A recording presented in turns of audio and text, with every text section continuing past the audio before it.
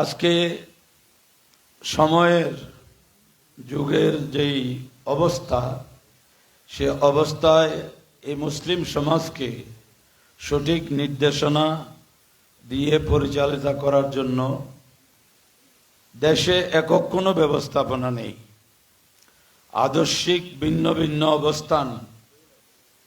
এই দেশে মুসলমান যদিও 92.8% মুসলমান বাংলাদেশে, কিন্তু এরা মৌলিক আকীদা আদর্শের দিক থেকে এক না। ভিন্ন ভিন্ন আকীদা আদর্শের মানুষ আছে। তো ওদের ভিন্নদেরকে বাদ দিয়ে আমরা যারা আহলে সুন্নাত ওয়াল জামাতের আকীদা আদর্শে বিশ্বাসী, আমাদের সমাজকে যে সঠিক দিক নির্দেশনা দিয়ে তার শিক্ষা, সংস্কৃতি, রাজনীতি সব বিষয়গুলোকে পরিচালনা করা, এটা সময়ের চাহিদা, যেটার অভাবের কারণে আমাদের যেই রকম সুফল পাওয়ার ছিল সেভাবে আমরা পাচ্ছি না। তো এই জন্য আমাদের যে অবস্থান, আমরা যা আছে সেটা দিয়ে আমাদেরকে অন্তত এই পরিস্থিতিতে দেশের গতিবিধি কোন দিকে, দেশের পট পরিবর্তন, সরকার পরিবর্তন ইত্যাদি বিষয়গুলো দেশের একটা রাষ্ট্রের কিন্তু সবকিছু একটা একটার সাথে সম্পৃক্ত। আজকে সুন্নিদের মনে একটা বড়, সবার মনে একটা যে বড় আফসোস, যে রাষ্ট্রীয় ক্ষেত্রে সুন্নিরা কেন উপেক্ষিত। সুন্নিরা তো যা আছে সবাই তো ভোট দেয়, কিন্তু উপেক্ষিত কেন? এইটার গবেষণা করলে দেখা যাবে আমরা অতি অরাজনৈতিক খাবার, এটা কুফল, এটা অস্বীকার করার সুযোগ নেই। আপনি যদি কওমি ঘরানার অবস্থানকে দেখেন, সেই ব্রিটিশ আমল থেকে ওরা ওদের রাজনৈতিক অবস্থানকে যে কোনোভাবে হাজার হাত একদিকে রাখে না। আপনারা জানেন, ওরা যে কোনো সরকার, যে কোনো যারা আসুক, ওদের হাত কিন্তু একদিকে থাকে না, দুই দিকেই থাকে। যার কারণে ওরা বরাবরে মজার মাঝখানে, সুবিধার মাঝখানে সাইয়ের মুখ ওরা সব দিকে রাখছে। এদিক থেকে আসলেও যেন ওদের কানে ঢুকে, ওই দিক থেকে আসলেও।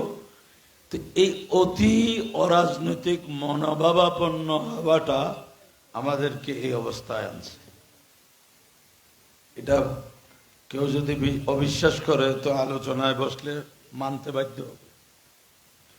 আপনি দেশের নাগরিক, আপনি রাষ্ট্র নিয়ে চিন্তা করবেন না, এটা কেমনে হয়? আর যারা রাষ্ট্র নিয়ে চিন্তা করবেন না, রাষ্ট্র কেন ওদেরকে গণবে? সোজা কথা। আমি যখন এই রাষ্ট্র নিয়ে চিন্তা করবেন না, রাষ্ট্র আমাকে নিয়ে কেন চিন্তা করবে? অতএব আজকে সবাইকে বোঝা দরকার যে সুন্নিদের অবস্থান কোন দিকে পাকাপোক্ত করা দরকার। রাষ্ট্রীয়ভাবে মূল্যায়ন পেতে হলে কি দরকার? না না, আমি রাজনীতি হারাম কেউ বলতে পারবে? পারবে কেউ? তরিকতপন্থীরা বলতে পারবে এটা? আর তরিকতের সর্বোচ্চ যিনি মওলা আলী শেরে খুদা রাদিয়াল্লাহু আনহু, প্রায় তরিকার উপরে রসুল পাকের পরে কার নাম? মওলা আলীর নাম। তো উনি রাষ্ট্র পরিচালনা করেন নাই? উনি কি যাওয়ার সময় বলে গেছিলেন পরবর্তী আমার উত্তরসূরিরা ওয়াল্লাহ বিল্লাহ তোমরা আর এই কাজে যাবা না?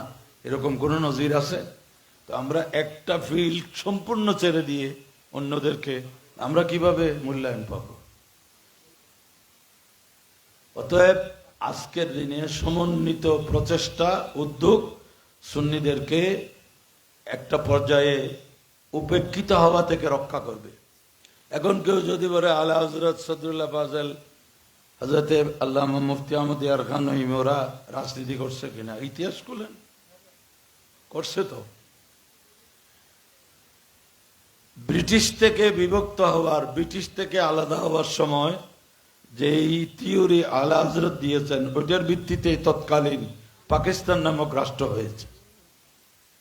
এবং এই দেওবন্দি এবং মওদুদি এই দুইটা সবসময় দেশের বিরুদ্ধে ছিল।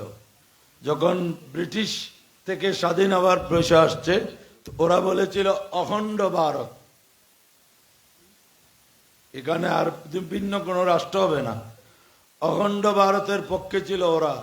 সেই সময়ের এই উপমহাদেশের সবচেয়ে রাজনৈতিক শক্তিশালী দল মুসলিম লীগকে যদি ওলামায়ে আহলে সুন্নাত তখন যদি সমর্থন না দিত, তো এই পৃথিবীর বুকে একটি মুসলিম রাষ্ট্রের অস্তিত্ব, তৎকালীন পাকিস্তানের অস্তিত্ব হতো না।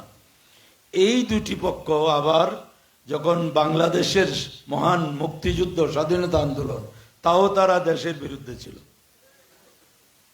ওলামায়ে আহলে সুন্নাত পক্ষে ছিল। কিন্তু আমার দৃষ্টিতে, আমার গবেষণায় যেটা, যে ওই সময় স্বাধীনতা আন্দোলনকে ওলামায়ে আহলে সুন্নাত যেভাবে সহযোগিতা করেছে, এটা ধারাবাহিকতা রক্ষা হয় নাই। ধারাবাহিকতা না থাকলে আপনি ছিটকে পড়বেন, যার কারণে আমাদের এই উপেক্ষিত হওয়া।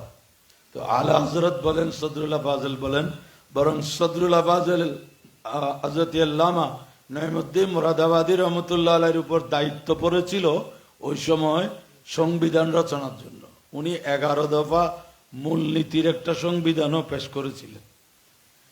এই জন্য সুন্নিদেরকে বলবো, আমরা যারা সুন্নি আকীদায় বিশ্বাসী, আমরা এখন অনেক সময় আকীদার বিষয়কে হালকা করে দেখি, বক্তব্যের বিষয়কে প্রাধান্য দিয়ে দেখি। এটা কোনোভাবেই সমর্থনযোগ্য নয়। আকীদার ব্যাপারে কোনো প্রেক্ষাপট, আকীদার ব্যাপারে কোনো ন্যূনতম শিথিলতার কোনো সুযোগ নাই। এটাকে যদি কেউ সামনে আনতে চায়, তো আর সুন্নি বলার কোনো প্রয়োজন নাই। এখন আমরা কারো উপস্থাপনা সুন্দর, কারো এই সুন্দর ওই সুন্দরের দিকে আমরা ধাবিত হয়ে যে আকীদার অবস্থানটাকে যেন নড়বড়ে করে ফেলার একটা সূক্ষ্ম ষড়যন্ত্র চলছে।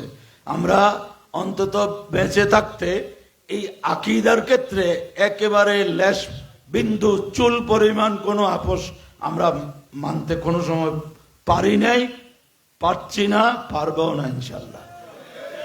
বাকি বিষয় আলোচনার মাধ্যমে সমাধান হতে পারে। আল্লাহ বুঝার তৌফিক দান করুক। আসসালামু আলাইকুম ওয়া রাহমাতুল্লাহ।